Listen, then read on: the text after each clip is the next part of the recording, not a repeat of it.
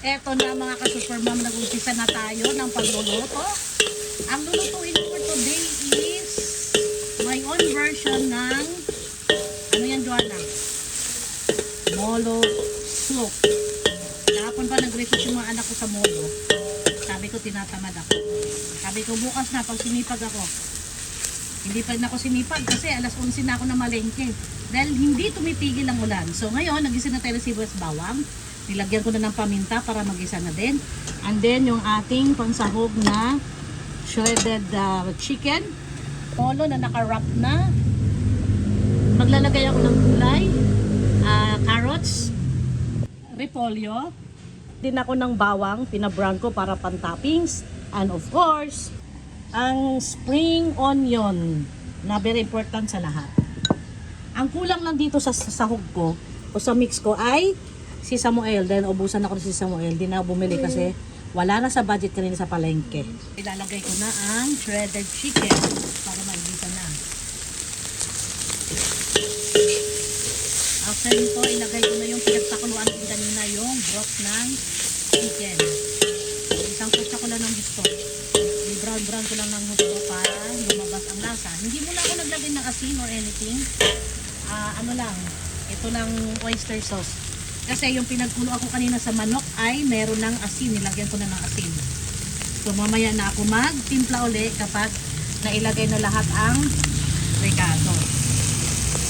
So this is my own version ng molo. Bahala kayo kung anong pagluto nyo sa molo nyo. Basta ako, ito yon.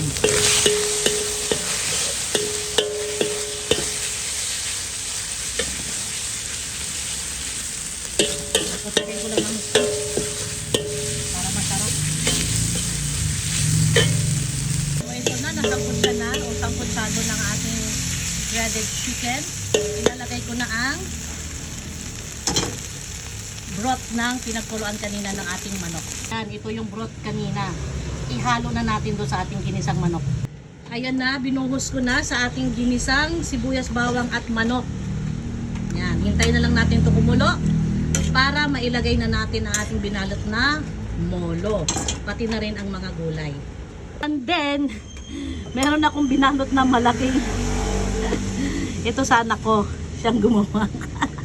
Uunahin ko ito paglagay kasi medyo makapal-kapal. Ito naman yung akin. Oh, diba? Ay, nabutas.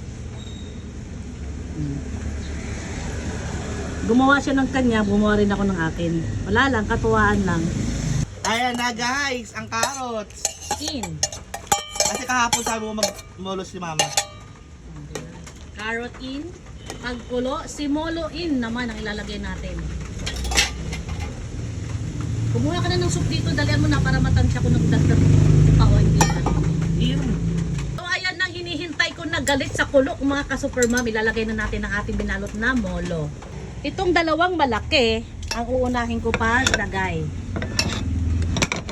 Bago yung mga maliliit ko na binalot. So, itong mga maliliit, ito na naman ang aking ilalagay sa ating pinakulo.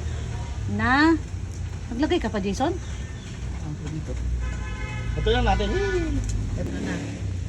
Isa-isa natin ilagay para hindi sila magka dikit-dikit.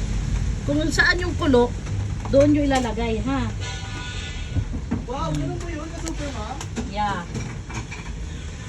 Para maluto siya kaagad, hindi siya sasabog.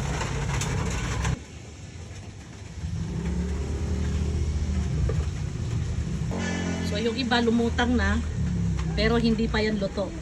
Ito na hinintay kong kulo at lumutang na ang ating molo. Ilagay ko na ang repolyo. Ang iba hindi naglalagay ng gulay, pero ako pag nagmolo may gulay. Nung nagluto ako na nakaraan, ang nilagay ko miswa. This time, sotanghon.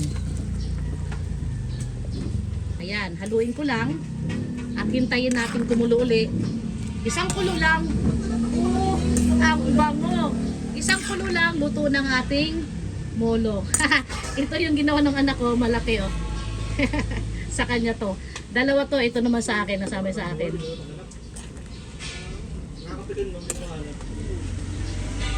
Yan, ganyan ako magmolo. This is my own version na molo.